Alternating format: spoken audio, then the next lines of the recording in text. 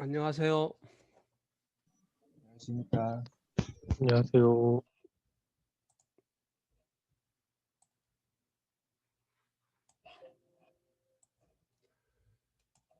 어, 저기 언어 이해하고 언어 사고 올라간 그 동영상 어, 들으셨어요? 보고? 예, 음. 뒤에 이제 그 남아 있는 챕터가 꽤 많아요. 그래서 또 그 챕터 안에 내용들을 이렇게 좀 공부를 하려면은 좀 시간이 좀 더 필요한데 자세하게는 우리가 그 하기는 어렵고 그래서 그 여러분들한테 올려준 동영상은 그 학부 책에 있는 그 동영상을 일단 그 올려드렸습니다. 그래서 오늘은 지난 시간에 말씀드렸던 것처럼 그 내용에 대해서 그 책에 있는 내용들이 좀 너무 전문화되어 있기 때문에 책의 내용과 그 다음에 그 동영상에 올라간 내용과 그 전체를 좀 종합을 해서 여러분들이 그 뒤에 남아 있는 내용들을 좀 이해할 수 있도록 오늘 그 선생님이 그 좀 정리를 전체적으로 해드리겠습니다. 그래서 이 시험 범위에 해당하는 내용으로는 그 오늘 강의하는 내용들을 잘 듣고 그 내용 중에서 그 여러분들한테 그 시험 문제를 어 그러니까 오늘 강의 내용에서 한 문제 정도는 여러분들한테 문제를 내는 걸로 할게요. 그 이유는 언어하고 그다음에 뒤에 사고하고 그다음에 언어와 사고 이 전체가 이제 뒤에 남아 있는 인지심리학에서 굉장히 중요한 영역이고 그다음에 여기에 챕터도 이제 언어가 세 챕터고 이제 사고는 여기 한 챕터로 되어 있지만 사실 사고를 나누면은 그게 네 가지 챕터로 이제 되어 있어요. 그래서 그 내용들을 이제 다 하려면은 사실 또 한 학기 정도의 그 추가적인 시간이 필요합니다. 근데 오늘 1시간 동안 선생님이 그 여러분들이 일단 언어 이해하고 그다음에 이제 뒤에 그 언어와 사고에 대해서는 선생님이 동영상으로 올려 드렸기 때문에 그 내용을 여러분들이 그 이해를 한글로 그 선생님이 이해하고 그다음에 그 내용들과 연관된 내용들을 한번 쭉 정리를 해 드릴게요. 그래서 쭉 한번 다시 한번 들어보시고 오늘 강의 내용 그다음에 동영상 강의 내용으로 이렇게 언어 그다음에 사고 그다음에 언어와 사고 요 내용에 해당하는 글로 여러분들이 좀 정리를 하시고요. 그다음에 인제 인제 오늘 아무리 많이 한다 하더라도 그 범위가 그렇게 내용이 많지가 않을 거예요. 그래서 우선은 여러분들이 이 내용들이 뭘 의미하는 건지를 먼저 이해하는 의미에서 강의를 들어 주시고요. 지난 시간에도 말씀을 드렸지만은 중간중간에 이해가 안 되거나 동영상에서도 이해가 안 되는 부분이 있으면은 질문을 해 주세요. 그래서 오늘 이제 강의 진행은 요 동영상 두 개를 준비를 했습니다. 그래서 언어 이해 부분하고 그다음에 언어와 사고와 관련된 부분 두 개를 일단 준비를 해서 약간 이제 또 반복적인 측면도 있고 그다음에 이제 강의에서 말씀드리지 않았던 내용들도 들어 있습니다. 그래서 여러분들이 책 8페이지에 그 계관 부분에 보면은 한번 보실래요? 그걸 보면은 그 7 장이 인제 언어 구조고 그다음에 8 장이 언어 이해고 9 장이 언어 산출입니다. 그래서 요 세 가지가 나와 있지만은 주로 오늘은 아마 7 장에 쪼끔 하고 그다음에 8 장의 내용 중심으로 이야기가 되겠고 그다음에 인제 사고에 보면은 10 장에 보게 되면은요. 거기에 이제 뭐 범주라는 개념이 나오고 그다음에 개념이라는 개념이 나오고 문제 해결 그다음에 사유 그다음에 이런 그 논리적인 사고죠. 그 이제 이런 이제 내용들이 여기에 나와 있습니다. 그래서 이거는 여러분들한테 이제 동영상으로 이제 말씀을 드렸고요.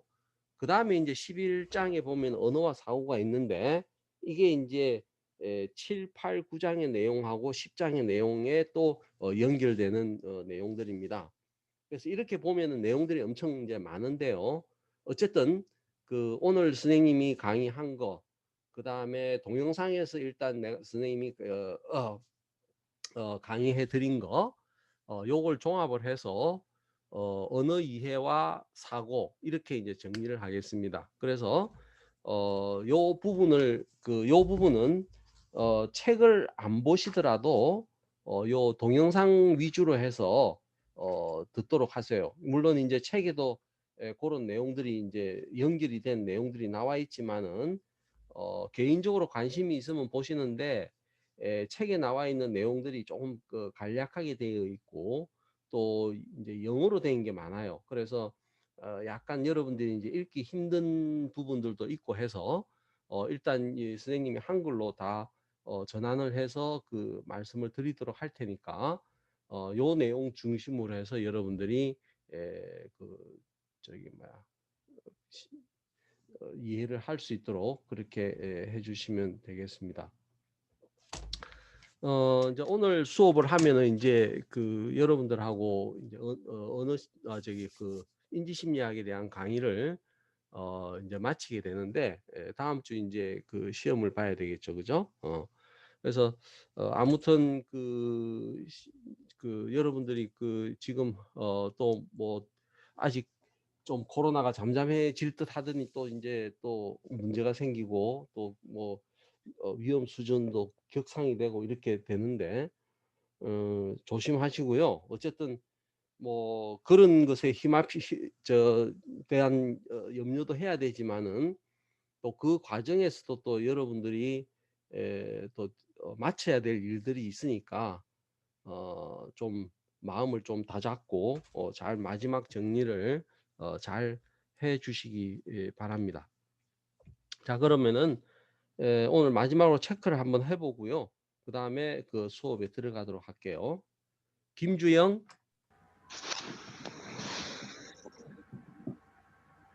네, 김진호, 네, 김윤경, 이윤경 죄송합니다. 네, 구동현, 네, 김종걸,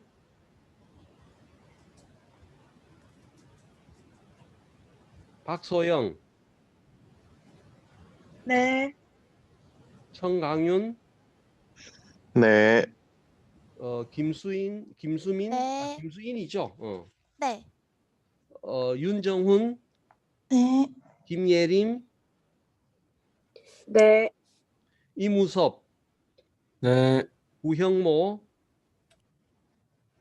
예, 권보윤, 네, 김도남, 예, 김유민, 네. 김환희, 네, 마성호, 네, 이호준, 네, 최연우, 네, 황성호, 네, 이상돈, 네, 정기주, 네, 김은비, 네, 정진욱, 김성준, 네, 김상준이죠? 예, 예, 맞습니다. 미안합니다. 네, 상준입니다. 미안합니다. 이동준, 네, 김혜민, 네. 김미경.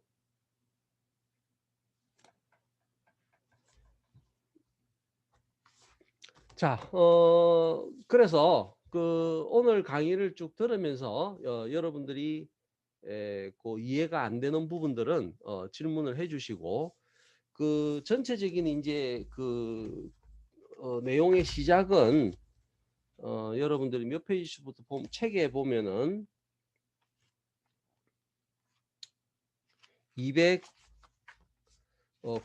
10페이지 보면은 이제 그 그림이 나와 있죠. 이제 거기부터가 이제 그 이야기의 이제 시작이라고 보셔도 되겠어요. 그래서 이제 여기 보면은 이제 책에는 언어의 이해, 그 다음에 앞에 이제 나와 있는 게 언어의 구조, 그 다음에 언어의 산출입니다. 요 이제 세 가지 영역으로 되어 있는데 그 세 가지 영역 중에서 이제 우리가 이해라고 하는 거는 우리가 지금 선생님이 여러분들에게 말로 지금 그 전달이 되죠. 그러면은 선생님은 산출이 되는 거예요. 그런데 여러분들은 그걸 이제 산출된 언어, 그러니까 언어는 그 속에 이제 크게 말의 형태와 그 다음에 이제 글의 형태가 있습니다.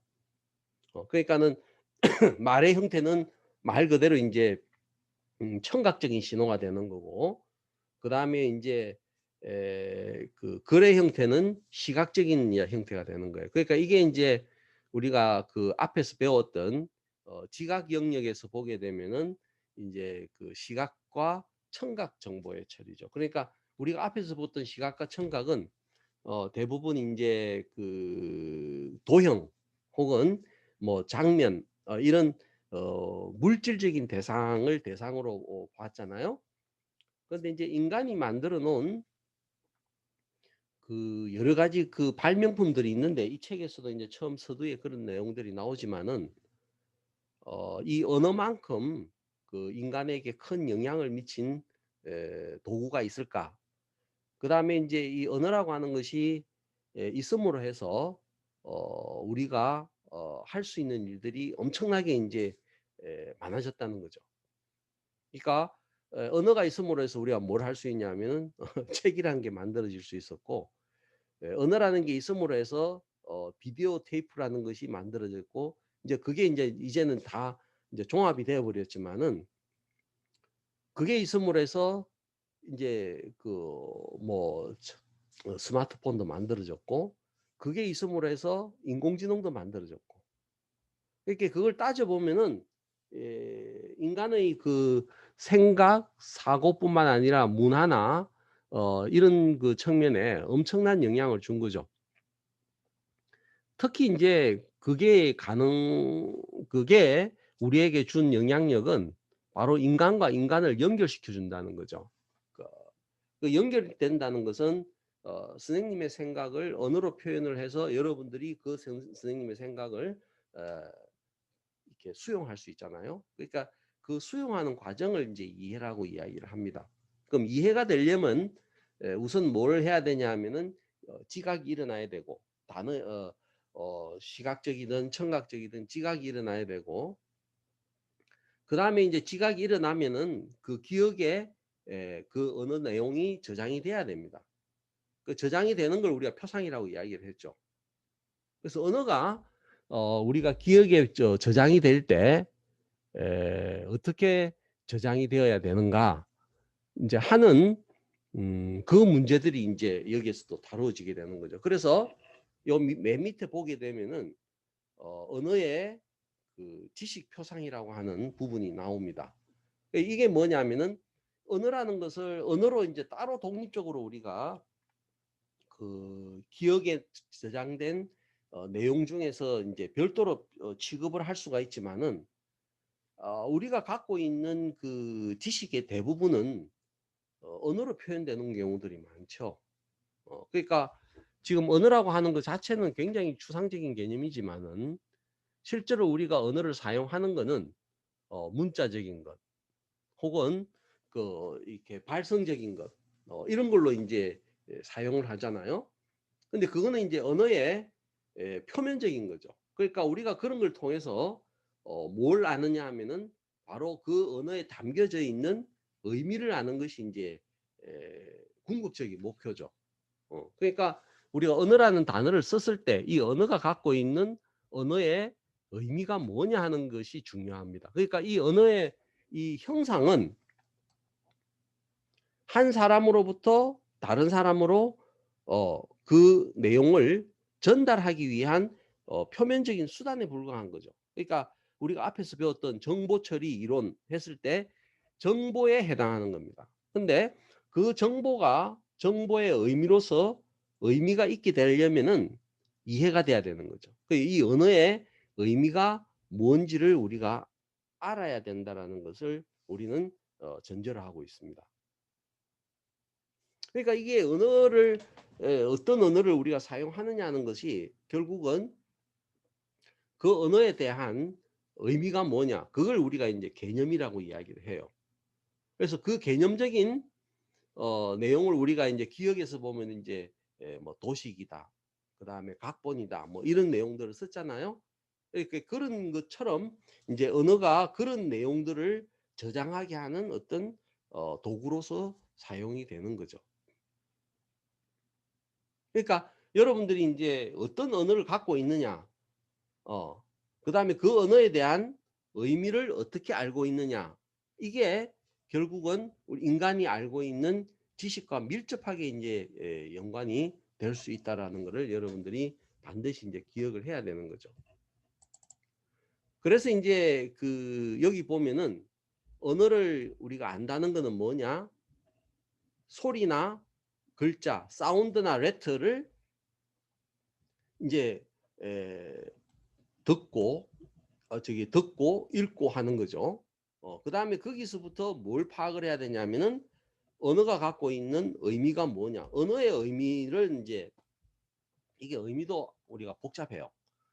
언어는 의미가 이 단어 자체가 갖고 있는 의미가 있을 수 있는데 그거보다 또 이제 우리가 여러분들이 사과이라면은 물론 사과를 먹는 사과도 생각할 수 있지만은 우리가 어떤 행동을 했을 때 excuse 잘못됐을 때 사과를 하는 경우도 있죠.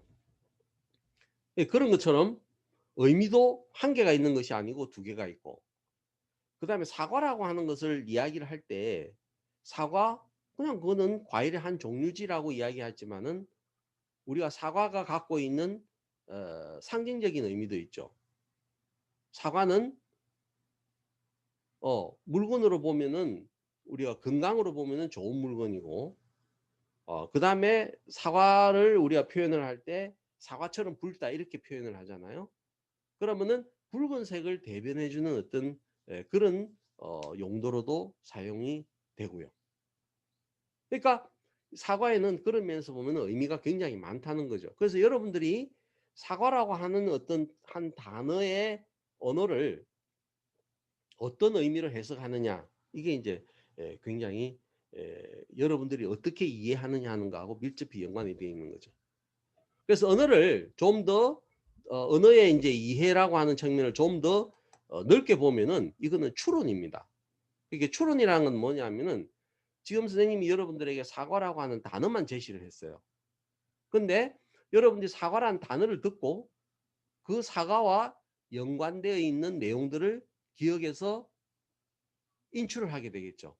그게 여러분들 기억에 이제 앞에서 배웠던 여러분들 기억에 이렇게 형성되어 있는 기억의 그 지식의 구조, 그러니까 위계막 모형도 배웠고 그 다음에 활성화 확산 모형도 배웠고, 그게 이제 네트워크로, 그러니까는 연결망으로 그 기억에 저장이 되어 있지 않겠어요?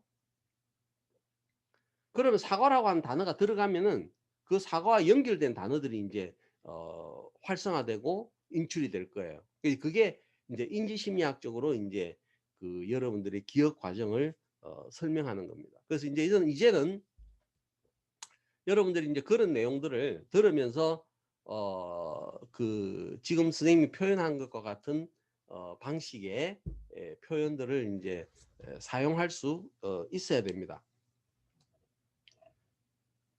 그 다음에 또 하나는 이제 언어의 이해 과정이라는 것을 다른 말로 표현을 하면은 기억의 언어를 저장하는 기억표상의 개념으로도 사용을 할 수 있습니다. 그러니까 이렇게 된다는 걸로 보면은 언어와 기억과 지식이라는 것은 엄청나게 밀접한 연관을 갖고 있고, 그래서 여러분들이 어떤 언어를 사용하느냐 하는 걸 보면은 여러분들이 기억을 어떻게 하고 있냐는 걸 알 수가 있고요.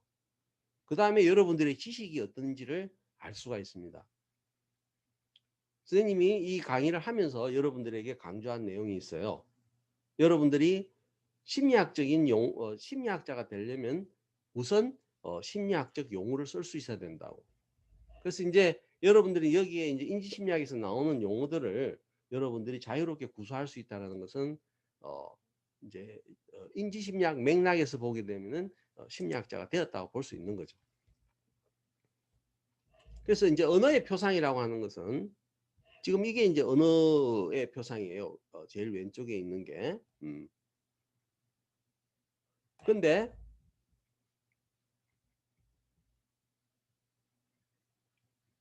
요게 이제 언어를 이제 요렇게 UCL 이런 이제 우리 학교 마크처럼 이렇게 표현을 할 수 있죠. 여기 보면은 언어를 이제 축약시켜서 이제 사용을 하잖아요. 그 다음에 건물을 여기에 담아 가지고 이 전체가 굉장히 요약되어 있지만은 이 UCL이라고 하는 학교 전체를 나타내 주는 거죠.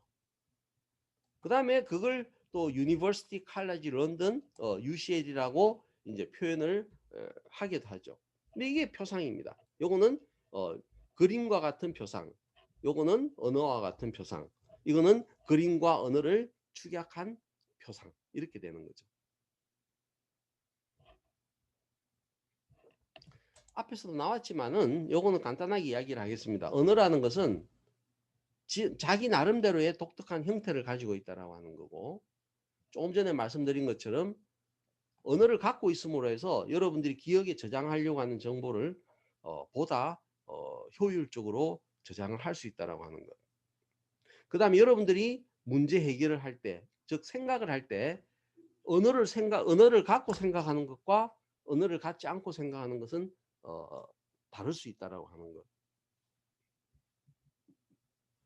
이제 그런 내용들을 생각을 해야 되고, 그 다음에 언어의 본질에는 뭐가 있냐면은 언어는 바로 언어가 주는 큰 이제 그 기능은 인간과 인간의 연결을 시켜주는, 즉 의사소통을 가능하게 해준다라고 하는 것이죠. 이렇게 본다면은 우리가 이제 독특한 형태의 추상화라는 것은 사고의 자유를 줍니다. 언어가 있음으로 해서. 그 다음에는 기억을 확장시켜주는 역할도 하고, 그 다음에 사고를 통해서 개인과 개인의 연결도 시켜주게 하고, 심지어는 언어가 지각에도 영향을 미쳐요. 그러니까 여러분들이 바나나색이라면은 실제 바나나 본래 갖고 있는 노란색보다 훨씬 노랗게 생각하는 현상들이 있습니다. 그게 기억색이에요. 그거를 언어로 표현을 하게 되면은 실제로 우리가 그 바나나를 보는 것보다는 사과색 이렇게 이야기하면 훨씬 빨갛게 지각이 된다는 거죠. 교수님, 네. 말씀 중에 되게 죄송한데 PPT가 계속 표지에 머물러 있어가지고 말씀드렸습니다. 어디에? PPT 표지만 계속 표지에? 켜져 있어가지고. 네네네. 지금 나와요? 아니요, 안 보입니다. 그 언어 이해만 나와 있다고? 네네네. 왜 그럴까? 내가 다시 올려볼게요. 네, 감사합니다. 아니야. 그걸 좀 고마워요. 미리 이야기해 줘야지. 보여요?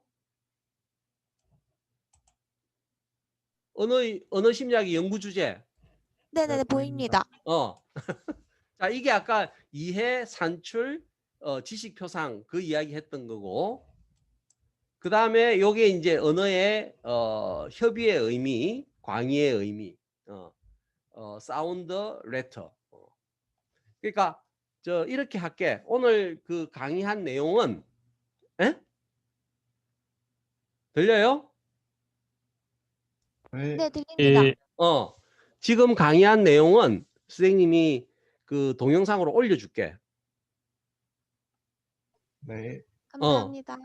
그게 좋겠지, 그지? 그래서 네. 아까 앞에 또 들었던 내용을 다시 한번 요게 저 선생님은 그게 녹화가 돼 있으니까 한번 보도록 그렇게 하세요.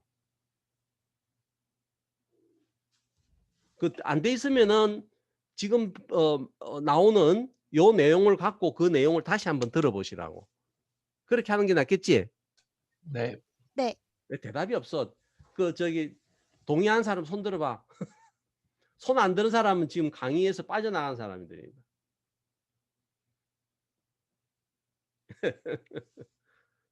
오케이, 내려요.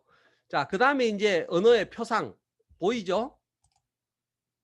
보입니다. 그러니까 요게 이제 그림과 같은 것, 언어와 같은 것, 그림과 언어를 종합한 것. 그러니까 이제 이게 언어가 있음으로 해서 이렇게 우리가 그 기억하려고 하는 내용들을 보다 다양하게 할 수도 있고 의미 있게 할 수도 있고 그 다음에 또 굉장히 축약할 수도 있고 이 대단합니다. 여러분들이 이때까지 언어를 배운 거는 국어, 그 다음에 수능 시험에 이제 국어하고 그 다음에 이제 영어하고 그렇게 배웠을 텐데 그렇게 배운 거는 다 기능적으로 배운 거죠. 시험을 위해서. 그러나 이제 여기에 나오는 내용들은 인간이 여러분들이 평소에 사용했던 언어라고 하는 것이 어떤 의미를 지니고 있는지를 이제 알게 해주는 거죠. 자, 그 다음에 이제 보면은 이제 여기서부터가 이제 다음에 나온 내용입니다. 언어의 특성을 보면은 이제 말 그대로 의미를 가지고 있고, 그 다음에 사과라고 하는 거는 사과의 글자하고 실제 사과하고는 아무 관계가 없어요. 그래서 언어라고 하는 것은 임의적이다라고 이야기를 하고, 그 다음에 언어는 어떤 특징을 있냐면은 철자, 어문, 그러니까는 시각적인 거하고 청각적인 거하고 같이 갖고 있는 거죠. 그래서 우리가 물론 이제 그 말은 말이 먼저 나오고 이제 글이 뒤에 나왔지만은 그 다음에는 이제 글자는 다 연속적이기보다는 이제 불연속적인 특징을 갖고 있어요. 딱딱 나눠지잖아요, 이렇게. 그러니까 굉장히 디지털라이즈한 거예요. 사실은 우리가 디지털이라고 하는 것이 컴퓨터에 01, 01 이렇게 표현되는 것만 디지털로 생각을 하는데 이미 우리 사고 속에 디지털적인 특징이 있습니다. 그 중에 하나가 뭐냐면은 이 언어적인 표현이에요. 그 언어는 이 표현되는 글자의 형태나 이런 것들이 딱딱 나눠지잖아요, 그죠? 그 다음에 또 재밌는 게 뭐냐면은 국어의 자모, 그 다음에 복모음까지 다 합치면 한 40개 정도가 되는데 그걸 단어로 표현을 하면은 국어의 단어가 몇십만 개가 될 거예요. 나도 정확하게는 지금 개수를 모르겠는데.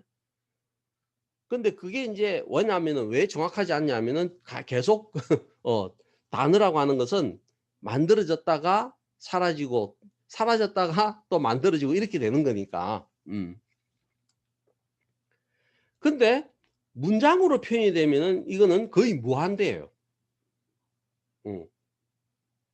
그러니까는 40개의 자모를 갖고 어떻게 특히 이제 그 복모음을 빼면은 우리가 그 국어가 28개죠. 그걸 갖고 영어도 그 26개인가 28개인가 되죠. 그죠? 근데 그걸 갖고 무한한 단어들을 만들어내고 문장은 무한해요. 같은 여러분들이 유사한 문장을 찾아내기가 쉽지가 않습니다.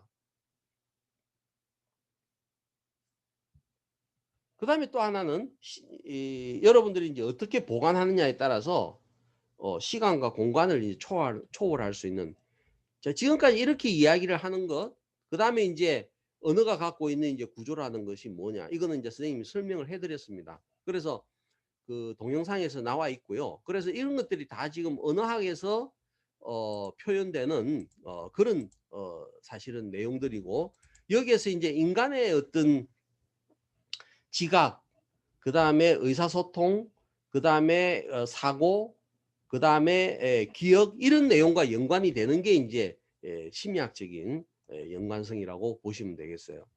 그래서 우선 이제 지각의 측면에서 이제 보면은 말소리 지각에 우리가 이제 어문이라는 음소라는 게 있죠.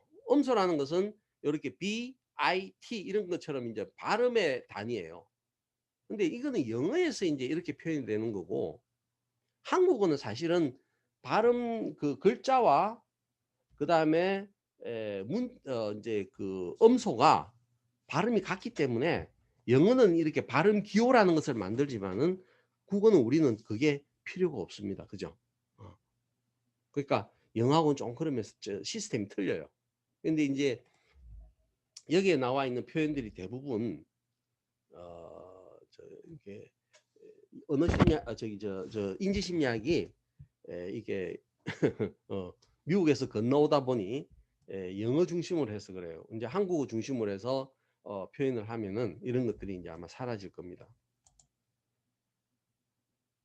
그래서 이제 국어의 어문은 약 40개가 되는데, 자음이 19개, 모음이 21개, 단모음 10개, 그 다음에 이중모음, 복모음이라 그러죠. 11개 이렇게 해서 40개입니다. 영어도 그 단모음, 복모음 다 합치면 48개인가 이렇게 되는 걸로 알고 있어요. 근데 이제 이게 재밌는 거는 뭐냐면은 이게 이제 말소리를 이렇게 그 스펙트로그램이라는 걸로 분석한 거예요. 그러면은 여기에 보면은 이게 이제 시간입니다. 그래서 이게 가면서 데드, 여기 맨 뒤에 거 봅시다. 데드라, 이건 밥이고 이건 데드라고 하면은 데드 할 때 이게 보면은 여기에 시커먼 띠가 이렇게 있고 그 사이사이에 이렇게 선들이 나오는 이런 형태가, 이게 말소리를 스펙트로그램이라는 것으로 분석을 해서 시각적으로 보여준 겁니다. 이런 모양이 되는 거예요. 요거는 그 새가 소리 하는 거하고는 굉장히 다릅니다. 새는 이렇게 뾰족뾰족하게 이렇게 그냥 나오는데, 사람들의 말소리에는 이렇게 독특한 이런 검은 띠가 나와요. 그것을 이제 우리가 포먼트라고 그래요. 포먼트. 이건 알 필요 없고요. 이게 이제 포먼트가 3개 내지 4개로 형성이 됩니다. 그러니까 말소리라는 게 그만큼 청각적인 특성에서도 차이가 있다라는 거고요. 그 다음에 혹시 여러분들 이런 경험 해보셨어요? 여기 보면은 스피커가 여기 어디 있어요? 스피커는 여기 있죠? 옆에 보여요? 네. 그 다음에 말하는 사람의 얼굴은 어디 있어요? 정면에 있습니다. 중간에 있죠. 그러면 스피커가 여기도 하나 있고 사람 바로 앞에 하나 있고 저 옆쪽에도 하나 있잖아요. 그죠? 네. 그럼 자, 우리가 보통 소리라는 것은 어디서 나오는 걸로 생각해요? 소리가 나오는 근원을 우리가 파악할 수 있다라고 생각을 하잖아요. 그러면은 스피커가 앞에 있으면은 소리가 여기서 나오나 보다라고 생각할 수 있죠. 네. 그런데 스피커가 옆에 있으면 소리가 저쪽에서 나오는구나 라고 생각을 할 수 있잖아. 그죠? 그게 정상적이죠. 네. 근데 재밌는 현상은 뭐냐면은 사람 얼굴이 여기 있잖아요. 그럼 여기서 사람이 이야기를 하잖아요. 지금 말을 하고 있죠. 네. 그러면은 스피커를 여기 두나 여기 두나 저쪽에 두나 사람이 어디서 이야기하는 것처럼 들리냐면은 여기서 이야기하는 것처럼 들린다는 거지. 그게 복화술이에요. 이해가 됐어요? 무슨 말인지? 그러니까 사람이 말소리를 들을 때는 어디가 기준이 되냐면 실제 사람이 말하는 이 형상이 기준이 된다는 거지. 그래서 스피커를 아무리 옮겨도 말소리가 옮겨지는 것처럼 느끼지 않는다는 거예요. 이게 복화술이야. 재밌지, 그지? 그러니까 아까 나왔던 시각적인 형태로 봐도 다른 그 소리의 형상하고 다르고, 그 다음에 이런 이제 복화술이라고 하는 현상도 있고요. 그 다음에 또 이제 뭐가 있냐면은 이런 게 또 있어요. 자, 이게 뭐예요? 이거 영어로 읽으면 어떻게 돼? It was found that 이거는 1이라고 읽어야 되지, 그지? 네. 그럼 1 was on the shoe 하게 되면 어떻게 돼? 이거를 1로 안 듣고 뭘로 듣냐면 heel로 듣는다고. 그러니까 신발에 있는 힐. 그 다음에 it was found that 1. 이거는 소리는 다 똑같이 1이죠. 그죠? 그런데 뒤에 테이블이 나오면 어떻게 되냐면 mill 이렇게 들린다는 거지. 그게 뭐냐면은 음소 복원 효과예요. 이게 왜 그럴까? 말소리를 지각을 하는데 뭐가 작용한다? 우리가 앞에서 저거 배웠죠? 우리가 앞에서 뭐 배웠어요? 탑다운 하향적 효과 배웠어 안 배웠어? 그렇습니다. 배웠습니다. 그게 여기에 바로 작용하는 거죠. 그러니까 it was found that 이 1은 이 문장의 구성 요소죠. 그래 안 그래? 예, 근데 그게 테이블이 나왔으니까 전체 의미에서 1이라고 하는 걸로 우리가 지각을 하면은 그거는 이 전체 문장의 의미와 맞아요? 달라요? 뭘로 들려야 전체적인 의미가 잘 살아나? 밀로 들려요. 그렇지. 그러니까 이게 하향 효과야. 그러니까 여러분들이 선생님이 앞에서 이제 하향적 효과, 지식에 의한 하향 효과 이런 표현을 많이 썼지만은 여러분들이 와닿지 않았을 거예요. 와닿지 않는 이유가 바로 거기에 대한 의미를 여러분들이 파악하지 못했던 것도 있고 그게 여러분들이 중요하지 않다고 생각하기 때문에 그런 거예요. 여러분들이 일상에서 말을 잘 알아듣고 못 알아듣고 하는 거는 그래서 뭐가 필요하냐면은 이 테이블이라고 하는 것에 대한 지식이 있냐 없냐. 물론 기억에서도 선생님이 그런 걸 보여줬지만은 그래서 이 여러분들이 갖고 있는 지식과 의미가 있음으로 해서 밖에서 들어오는 자극에 대한 처리 속도 그 다음에 그 기억에 대한 저장되는 어떤 현상 이런 것들이 다 결정이 된다고. 그러니까 여러분들이 인지심리학 공부를 잘 하시라고. 그럼 이게 다 그런 영향이 있어요. 또 하나 중요한 거 보여줄게. 자, 이거 읽어봐. 읽어봐. 전부 다 읽어봐. 왜 아무도 안 읽어? 이거는 읽기가 쉬워 안 쉬워? 어렵습니다. 쉽지? 뭐 어렵다고? 너 한글도 몰라? 아, 네. 그런데 밑에 거 한번 읽어봐. 위에 게 쉬워? 밑에 게 쉬워? 위에 위에 계시죠. 게 쉽습니다. 위에 거는 그냥 나눠지잖아. 그지? 잘라지지 이렇게. 신문지가 잡지보다는 이렇게 딱딱 분절이 되잖아. 근데 예. 이거는 물론 우리가 영어를 여러분들이 영어의 도사기 때문에 I will want to consider 뭐 some of 뭐 더 뭐 뭐야 이거 나도 이게 뒤에 가니까 헷갈린다. 그러니까 밑에 거보다는 훨씬 어렵죠, 그죠? 저 쉽죠 위에 게 그지? 그러니까 여러분들이 언어에 대한 지식이 있냐 없냐는 것이 이런 데 영향을 주는 거예요.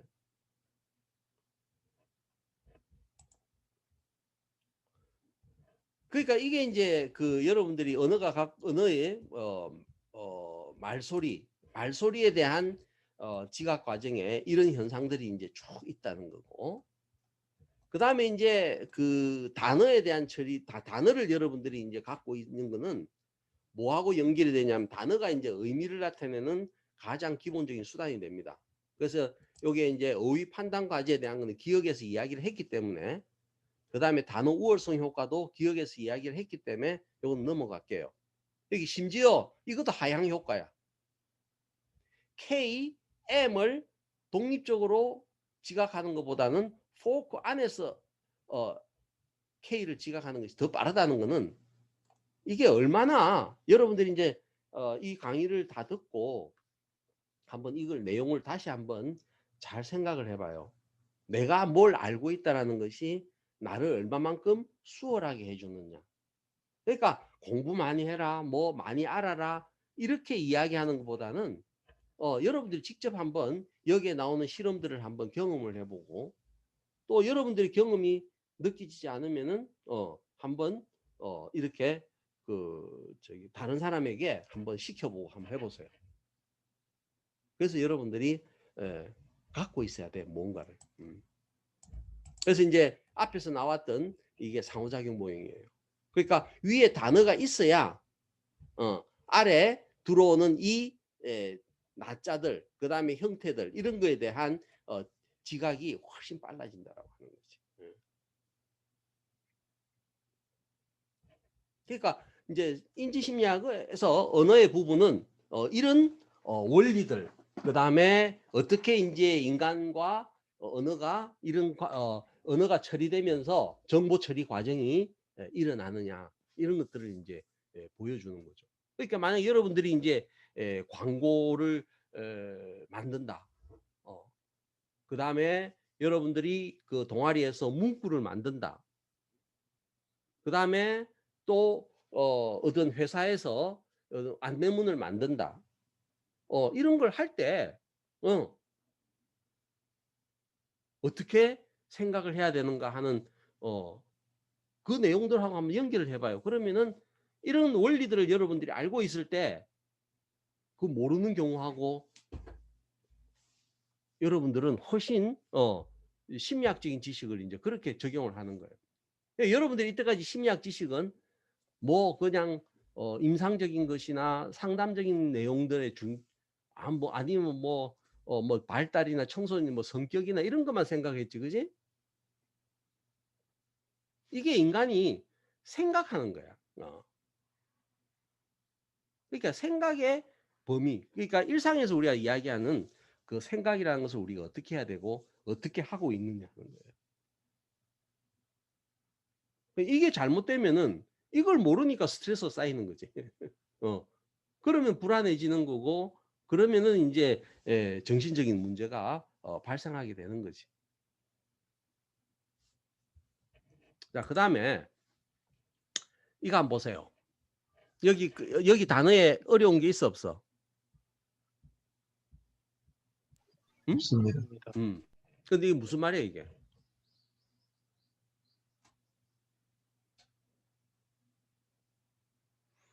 여러분들이 이건 잘 안 해봤지, 그지? 이게 연날리기든, 연날리기. 그러니까 연날리기라고 하면은 여러분들은 창호지도 잘 안 들어봤잖아. 잡지란 말도 요새 잘 안 쓰지, 그지? 그 다음에 뭐 들판에 대해 잘 안 나가잖아. 해변도 더더욱이나 대구에서는 잘 안 보이지. 이런다고 하더라도 이걸 연날리기라고 하면은 이 내용들이 쭉 연결이 되냐 안 되냐? 됩니다. 그렇지. 됩니다. 그러니까 이게 뭐냐면 여러분들이 다 알고 있어, 대부분은. 그런데 뭘 못하는 거야? 알고 있는 것과 뭐 하는 거야? 지금 여기 들어오는 글과 연결을 못 시키는 거지. 이게 어디서 나오디? 지난주에 올려줬던 동영상에 어디에서 그게 나오디? 어떤 현상이 있었어? 사고에서.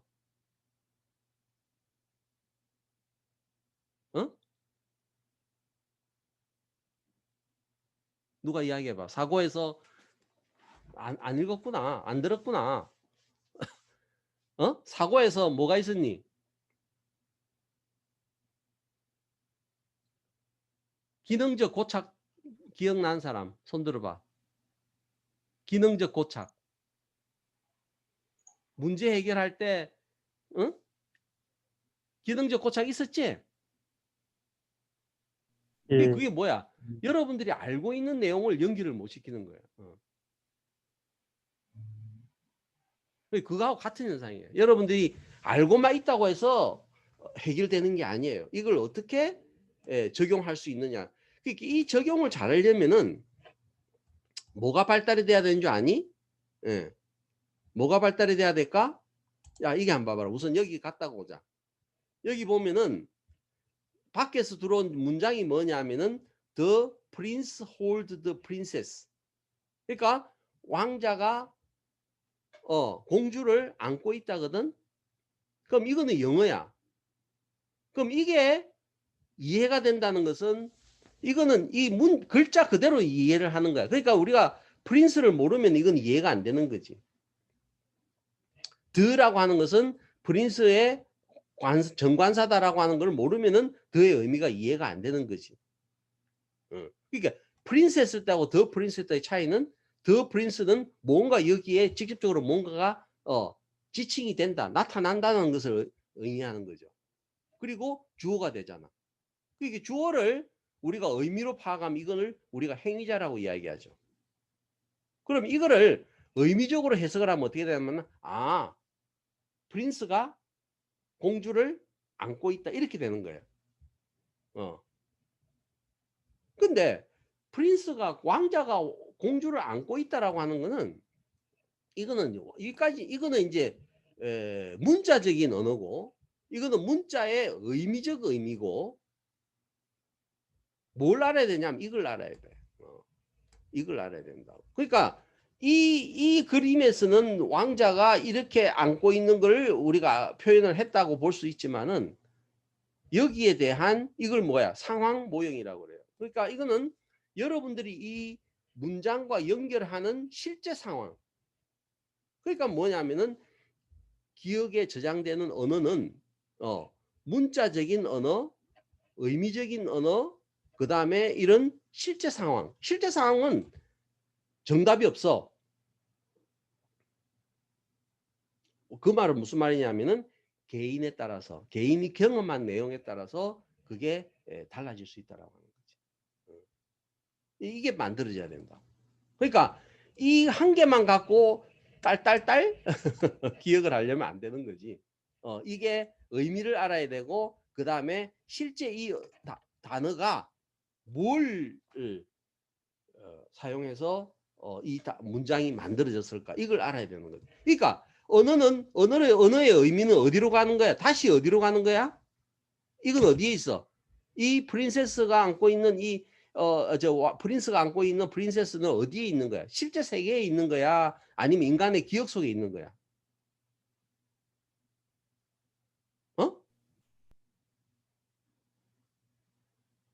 어디에 있어?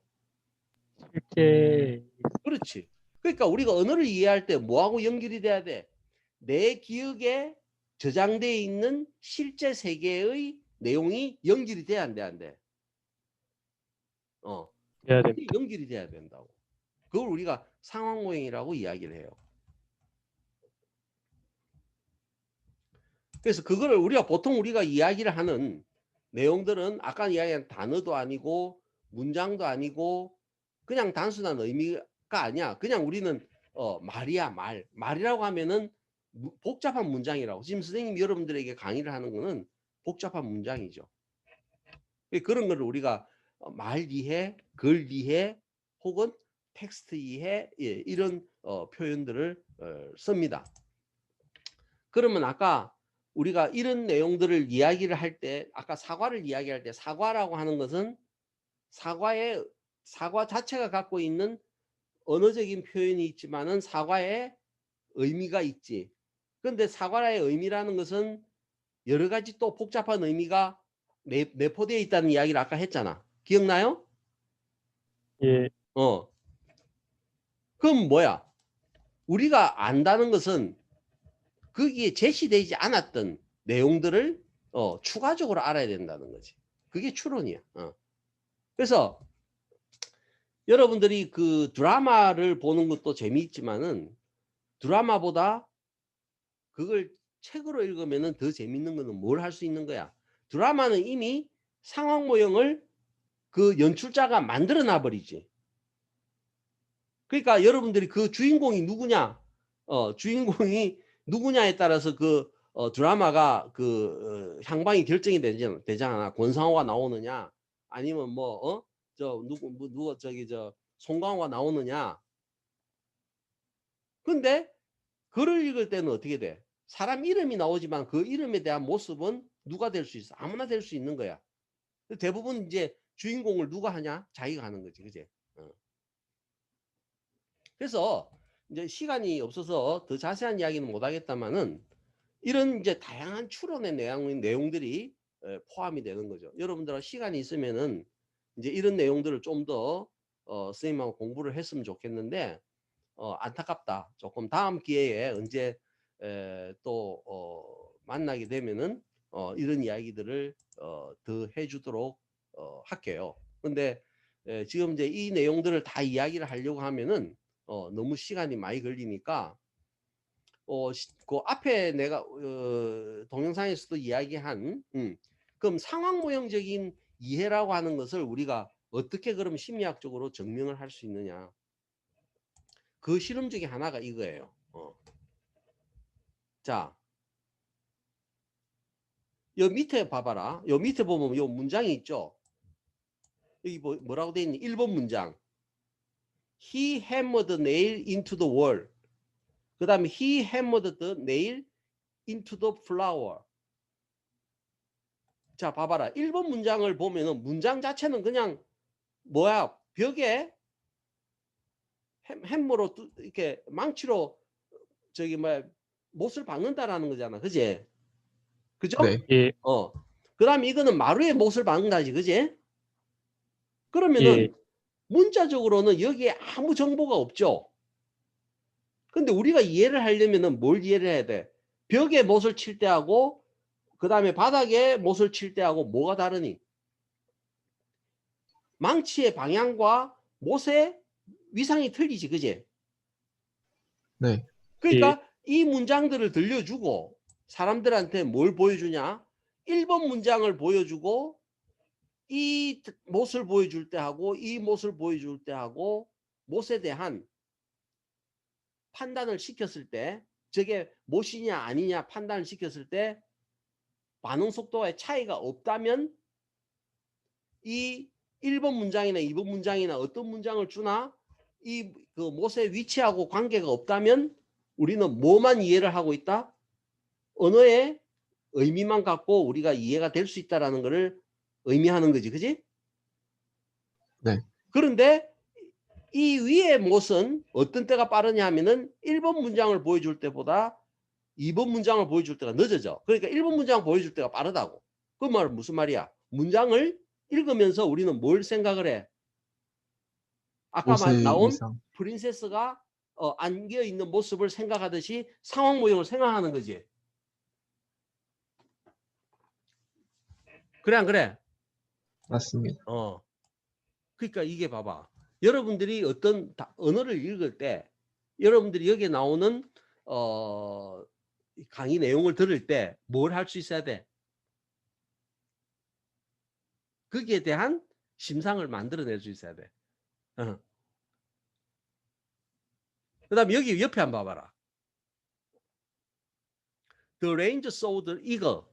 그러니까 하늘에 나는 독수리를 본 것과 그 다음에 둥지에 앉아있는 독수리를 본 것과 했을 때 이 그림도 마찬가지야. 3번, 4번의 그림에 위에 거는 3번이 빠르고 밑에 거는 4번이 빠르다고. 그럼 우리가 문장을 들을 때 뭘 동시에 만들어낸다? 언어에 대한 표면적인 문장도 중요하지만은 모두 중요하다? 봐봐라. 여기 봐봐라. 요거는 아까 오리엔테이션에 있네. 매칭이 되는 경우하고 매칭이 되는 경우가 노 매칭이 되는 것보다 빠르지, 그지? 속도가 빠르다고. 그걸 우리가 이 상황 모형이라고 이야기를 하고, 그래서 여러분들이 문장을 이해를 하려면은 이런 이야기, 이런 그 언어에 대한 지식이 같이 연결이 되어 있어야 된다는 것이 이제 중요해요.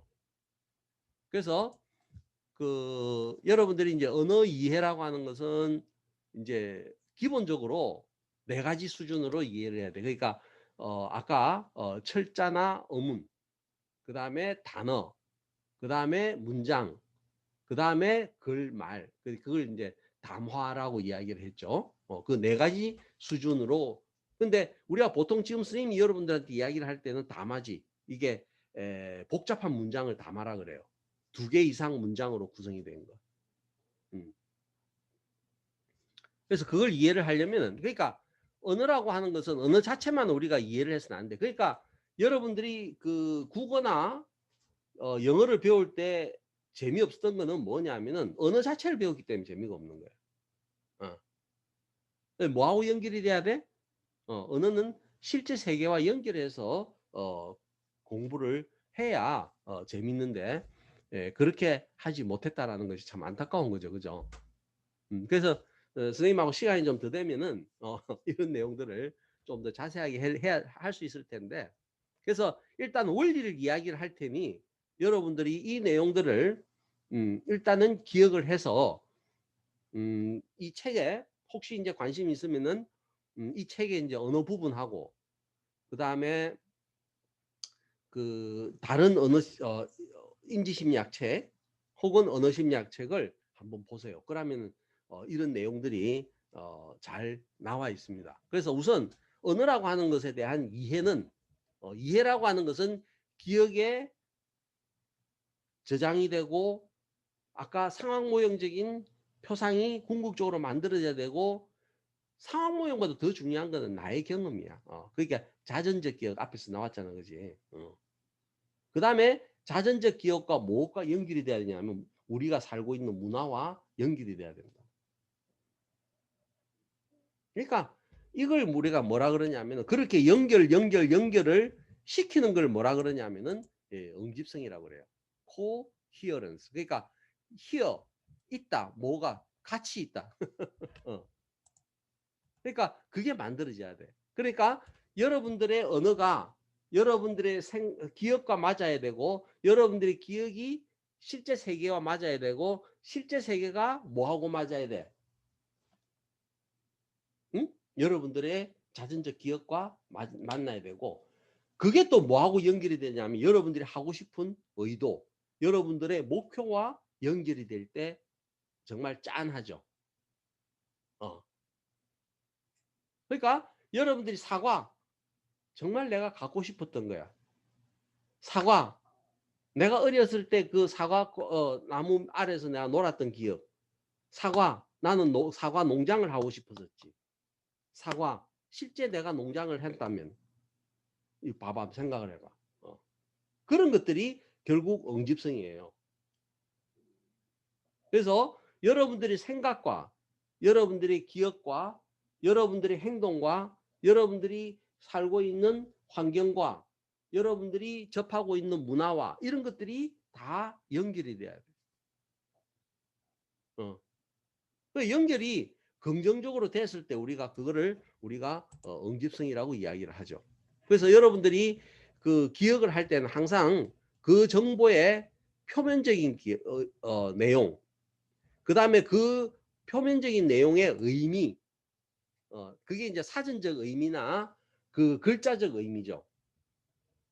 그 다음에 뭐 실제 그게 어떤 세계를 나타내느냐. 그러니까 실제 세계는 어떤 세계가 있어? 구체적인 실제 세계가 있고 또 뭐가 있어? 상상의 세계가 있지. 그 추상적인 세계가 있지. 그지? 있어 없어? 네. 그 다음에는 또 여러분들이 만들어낼 수 있는 또 세계가 있을 수 있다고. 그런 것과 연결이 돼야 된다라고 하는 겁니다. 그러니까 이해를 하려면은 뭐가 필요하다? 이해는 해석이고 구성이다. 앞에 바틀레가 뭐랬니? 재구성이라는 말 썼지, 그지? 만들어내는 거예요. 그 다음에 이해라고 하는 것은 뭐가 없으면은 아는 것이 없으면 절대 불가능하고 그 다음에는 이해는 추론이 항상 있어야 됩니다. 추론이라는 것은 내가 듣는 것 이상 내가 보는 것 이상의 내용을 내가 생각할 수 있어야 돼. 그건 어디에 있어야 돼? 그게 지식이 제공을 해주는 거지. 여기에서 뭐가 나오겠니? 여기에서 다양한 생각들이 나올 수가 있는 거죠. 그래서 이런 언어 이해의 원리라는 것은 보통 우리가 생각을 하는 거나 아니면 지각을 하는 거나 이런 원리와 똑같다는 거고 그 다음에 이해는 한꺼번에 한 번만에 이해하려고 하지 마요. 한 번에 이해되는 건 없어. 왜? 이해라는 건 끝이 없다고. 생각할 때마다 새로운 생각들이 나오게 되는 거예요. 그래서 생각은 계속적이고 점진적이고 그래서 세련화되는 과정이에요. 세련화되는 거예요. 그래서 선생님이 저번에도 이런 말을 했을 거야. 다양한 100권의 책을 보는 것보다는 한 권의 책을 100번 보는 거. 좋은 책이라면. 그럼 뭘 하겠니? 세련화되겠지, 생각이. 그래서 보면은 이렇게 뭐 좀 유명한 사람들도 마찬가지야. 보면은 자기에게 임프레스한, 그러니까 인상을 준 대표적인 책이 있어요. 그거는 읽고 또 읽고 또 읽고 또 읽어도 재미가 있어. 여러분들도 그런 책을 하나 선정을 하는 게 필요하고, 많이 읽는다고 좋나? 절대 안 그래요. 나한테 맞는 게 있어요. 다독? 선생님은 별로 안 좋아해. 왜? 다독을 한다고 해서 그게 다 내 기억 속에 저장이 되면 안 됩니다. 여러분들 책 읽고 나면 조금 지나면 다 잊어버리잖아. 그러나 한 상황을 다시 생각을 하면은 그때마다 분위기가 달라요. 정서가 달라요. 그때 인출되는 지식이 달라요. 그러니까 여러분들한테 인출되는 지식이 다르기 때문에 새로운 의미로 해석이 될 수가 있는 거예요. 중요합니다. 그거는. 이런 게 이제 시험에 나올 수도 있겠지, 그지? 이제 슬쩍 선생님이 이제 팁을 한번 주면은. 그 다음에 언어는 그 자체로 의미가 중요한 게 아니다라는 거지. 뭐가 중요하다? 상황 모형을 만드는 게 중요하다는 거야. 이건 하나 나올만 하지, 그지? 잘 기억해놔. 그러니까 여기에 나와 있는 이 내용들에 뭘 하면은 앞에 나온 것들을 추가해서 쓰면은 답이 되는 거지. 그 다음에 또 여러분들이 대화를 할 때나 아니면은 책을 읽을 때 중요한 거는 이 사람이 이거를 왜 썼을까 하는 걸 생각하는 거예요. 그 다음에 이 사람이 왜 사과라고 하는 표현을 썼을까? 그하고 멘탈 모델과 연결을 할 수 있으면은 훨씬 응집적인 내용이 증가하죠. 그래서 언어 이해라는 것은 굉장히 복잡한 스트레치가 관련된 능동적인 과정이다. 근데 능동적이라는 것은 내가 만드는 거예요. 그래서 여러분들도 이런 맥락에서 언어라고 하는 것이 아까 언어가 갖고 있는 특징이 있었잖아. 그걸 생각을 해보고 그 언어가 이해된다는 것이 뭘까? 이게 우리의 인지와 어떻게 연결이 될까 하는 거예요. 그거를 이 그림은 선생님이 그린 게 아니고 선생님의 선생님인 이정로 교수가 그린 거예요. 그래서 보면은 여기 봐봐. 언어의 외현적인 언어의 자극. 그러니까 우리가 눈으로 보는 사과의 단어. 여기에는 여기 봐봐. 각종 이해 처리, 스키마, 문화, 발화자와 이해자의 공유, 그 다음에 저자에 대한 지식, 이해자의 목표 계획, 이런 것들이 이제 복잡하게 들어가 있는 거예요. 그러니까 이렇게 보면 복잡한데 사실은 이제 이런 것들을 여러분들이 하나하나 평소에 이런 내용들에 대해서 생각을 점진적으로 해 나갔다면은 이게 이제 여러분들한테 별 그렇게 복잡한 게 아니야. 우리가 인지심리학을 배우면 이게 이제 점점 이 봐봐. 언어, 그다음에 지식, 그다음에 지식의 유형이 이제 스키마지. 그다음에는 이해자가 갖고 있는 목표, 그다음에 저자에 대한 것, 그다음에 지식 중에서도 절차 지식, 그다음에 이런 거는 이제 다 의미 지식이죠. 그다음에 사회적 관습, 뭐 몇 개 안 되잖아. 이런 것들이 이제 복합적으로 얽혀져 있다는 거예요. 그러니까 이런 것들을 알고 여러분들이 이제 그 인지를 생각하는 거하고 모르고 생각하는 거하고는 엄청난 차이가 있는 거죠, 그죠? 그 다음에 아까 이야기했지만은 이런 언어의 원리에서 중요한 거는 뭐야? 이것들 간에 연결 관계가 잘 형성이 돼야 된다는 거죠. 그 다음에 이런 언어 이해는 한꺼번에 일어나는 게 아니야. 계속적으로 일어나는 거예요. 그래서 세련화 시켜가야 돼. 그래서 여러분들이 그 이해를 한다는 것은 언제까지나 불완전하다는 것을 생각을 해요. 그리고 불완전하기 때문에 새로 읽어야 될 이유가 또 생기는 거죠. 그래서 여러분들이 그 글에 의해는 결국은 상황 모형의 형성이다. 이렇게 생각을 해도 괜찮습니다. 자, 이렇게 해서 그 일단 언어 이해의 그 내용을 이렇게 그 좀 간략하게 했지만은 여러분들에게 쭉 설명을 하고 그런 내용들이 사실은 언어 이해 장에 쭉 나와 있습니다. 그래서 그거를 선생님이 이제 PPT로 정리를 해서 표현을 해드렸고 오늘은 특별히 저걸 해드릴게요. 요 내용을 저기 동영상으로 만들어서 올려드릴 테니까 지난주에 올라갔던 내용과 해가지고 요 책을 안 봐도 괜찮아요. 선생님이 설명한 내용들을 잘 정리를 해서 조금 전에 선생님 팁 줬지 뭐 어떤 문제가 나갈지 요 이제 언어와 사고와 관련된 부분에서 나갈 문제는 대충 이제 선생님이 방향을 정해줬잖아. 그러니까 그거는 그런 방식으로 응집성 있게 정리를 하면 되겠죠, 그죠? 되겠어, 안 되겠어? 네. 그렇게 하시고, 자, 그 다음에 이제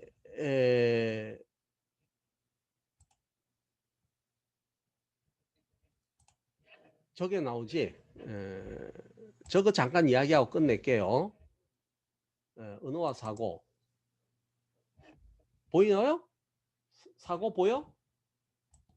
네. 보입니까? 보입니다. 오늘 이제 마지막 시간이니까 그래서 요걸 조금 더 설명을 하고 선생님 요거는 이제 동영상에 올라갔던 제목하고 비슷하죠, 그죠? 우리가 몇 장이니? 우리가 11장이지, 그지? 네. 11장 바꾸면 되지 뭐. 그래서 이제 요거는 앞에서 이야기를 다 했던 거고, 그래서 사고에서 이제 여러분들이 알아야 되는 게 아까 여러분들 기억 속에 뭐가 들어있냐 하는 거야. 그래서 그게 이제 그 개념과 범주의 개념입니다. 그러니까는 언어에 대한 이해를 하려면 뭘 알아야 돼? 언어에 대한 의미. 그게 다른 말로 하면은 개념이야. 그 개념이라는 것은 뭘로 형성이 되어 있냐면은 범주로 형성이 되어 있다. 그 내용들을 요거는 이제 동영상에서도 올라갔지만은 그런데 그것들이 이제 전부 다 위계적으로 구성이 되어 있어요. 이 위계적인 구성은 뭐하고 비슷해? 앞에서 기억에서 뭐하고 비슷하니? 위계망 모형 생각하면 되겠지? 네. 네. 위계망 모형에서 보면은 한 위계 수준에 포함되어 있는 구성원들이 똑같은 심리적 글이다, 다르다? 다르다. 다릅니다. 그럼 이거는 이제 우리가 일반적인 지식이야. 그런데 여러분들한테는 여러분들의 경험에 따라서 부사가 가까이 있을 수도 있고 멀리 있을 수도 있고 그래, 안 그래? 그렇습니다. 그렇지. 그걸 아는 것도 굉장히 중요한 거지, 그지? 그 다음에 이제 아까 문제 해결에서 뭐가 있었니? 문제 해결에서 제일 중요한 건 문제가 뭔지를 아는 거야. 그걸 파악을 하는 건데 앞에 여기에 9점 문제 나왔었지, 그지? 앞에도 설명해 줬지? 네. 이게 안 되는 이유가 뭐라고? 아까 뭐라 그랬니? 기능적 고착이라는 개념 했지? 그러니까 여러분들은 대부분 다 알고 있어요. 여러분들이 일생에서 제일 지식이 풍부할 때가 언제라고? 지금이라고. 그러니까 지금 갖고 있는 지식을 잘 활용을 못하면은 여러분들 이때까지 공부해온 게 다 뭐야? 허당이다.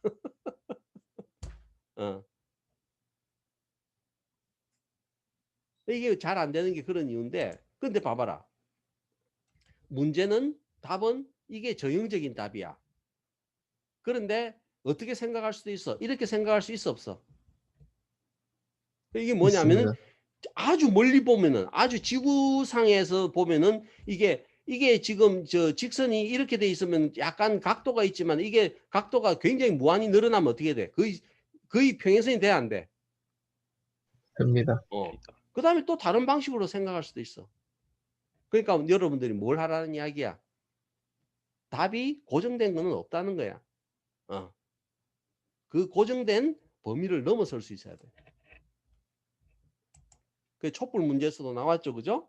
이게 기능적 고착에 대한 문제. 그러니까 이 앞인 통을 상자로만 생각하면 절대 안 된다고. 그래서 이제 그것과 연관된 방사선 문제. 이거는 실제로 그 요즘 방사선 치료에도 작용이 돼요. 그러니까 방사선 암세포를 죽이기 위해서 방사선을 저기를 쪼는데 이게 암세포를 죽일 정도로 쪼으려면은 정상세포를 다 망가뜨리거든. 그래서 어떻게 하느냐? 여러 위치에서 약하게 해서 한 지점에 있는 암세포를 이제 죽이는 거. 이런 게 이제 바로 기능적 고착을 넘어서는 거죠. 이런 게 가능하려면 어떻게 돼야 돼? 뭘 적용을 해야 되겠니? 여러분들이 실제 상황에 대한 어떤 지식들이 있어야 된다고. 그렇게 생각을 하나의 틀에서만 하지 마세요. 그러니까 지금 코로나 상황도 마찬가지야. 지금 이 상황에서도 잘 되는 기업이 있고, 그다음에 이 상황에서도 못 되는 기업이 있어. 그런 것처럼 지금 봐봐. 얼마 전에 내가 저 뉴스에서 봤는데 이 세계에서 지금 가장 많이 팔리는 라면이 뭔지 아니?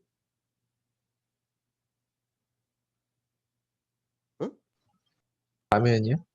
라면. 신라면이야. 음, 근데 지금 신라면은 1년에 몇억 개가 팔린다더라? 그거는 지금 중국에서도 탑이래. 근데 그게 농심에서 그걸 만들 때 뭐라고 했냐면은 농심의 그 회장이, 신 회장이 하루 이틀 만에 결정나는 맛을 만들지 마라. 그러니까 몇십 년을 두고 지금 만든 거예요. 그래서 여러분들 저거 하나 신라면 계절에 따라서 저 매운 정도가 달라지는 것 아나? 들어봅니다. 못 들어봤지? 네. 너 다르다. 너 저기 그거 한번 잘 봐. 그다음에 국가에 따라서도 매운맛이 틀려. 그렇지만은 뭐야? 전체적으로 맵다는 맛은 변해 안 변해? 안 변합니다. 그러니까 그게 대단한 전략이야. 그러니까 그런 생각들을 할 수 있어야. 그러니까 일본은 어떻게 되냐면 세계 폐역의 일부를 받아. 근데 신라면은 한계가 1불이 넘어. 그하고 절대 저가 전략을 안 쓰는 거예요. 그러니까 거기 주는 그런 문제 해결 능력처럼 이것도 마찬가지야. 여기 인지심리학에서 여러분들이 배워야 될 게.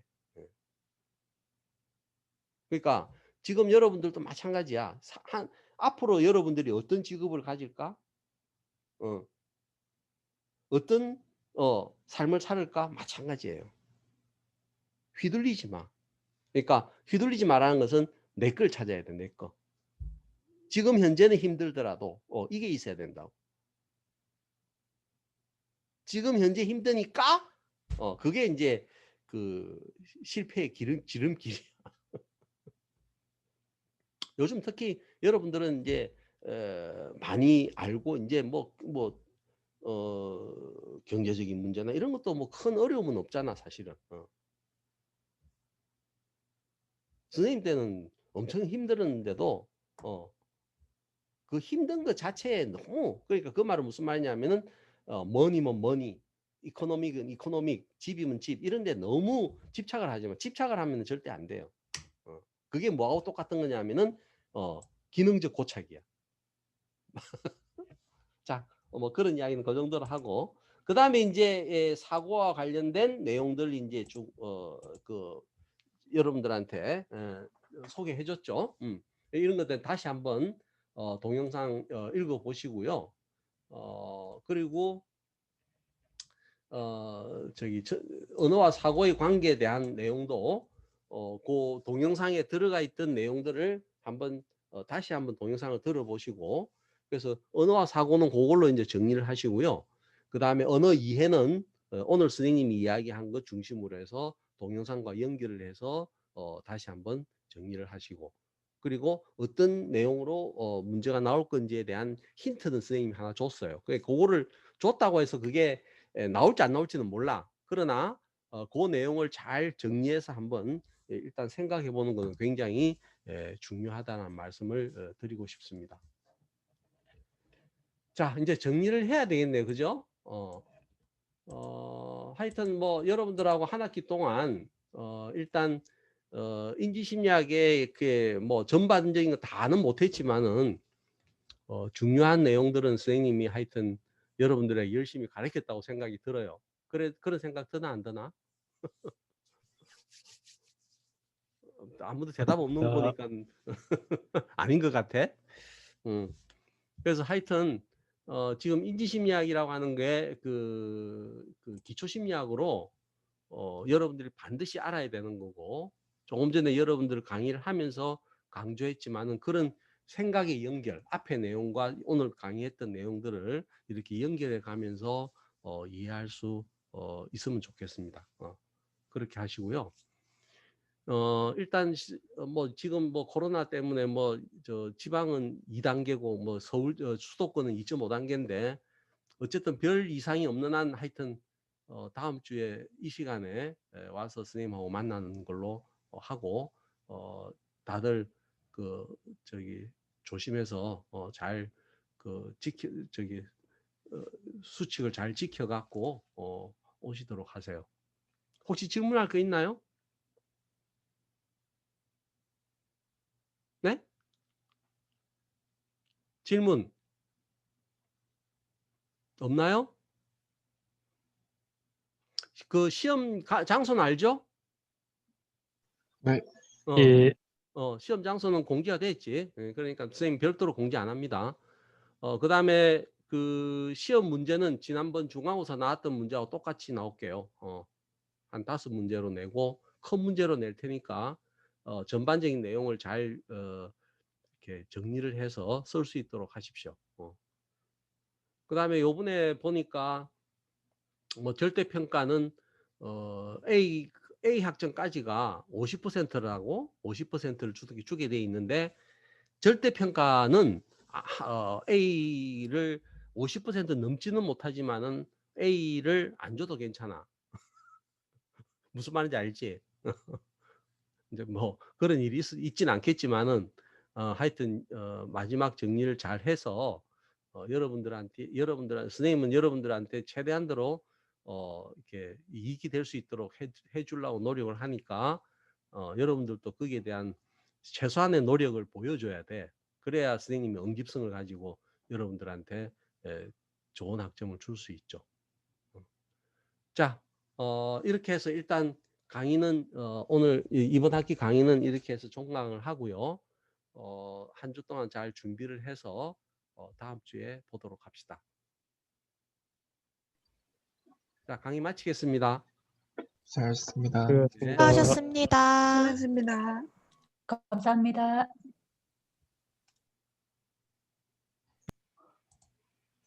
교수님, 네. 그 혹시 죄송한데 제가 좀 수업을 좀 이번에 늦게 들어와서 혹시 출석 체크를 한번 종거리? 해볼 수 있어요? 알았다. 괜찮아. 예, 뭐? 감사합니다. 그래. 네, 한 학기 동안 감사했습니다. 그래. 수고했다. 니도. 네, 실제 뵙겠습니다. 자네도 수고했네. 잘 가. 나 다음 주에 보자. 네, 다음 주에 뵙겠습니다.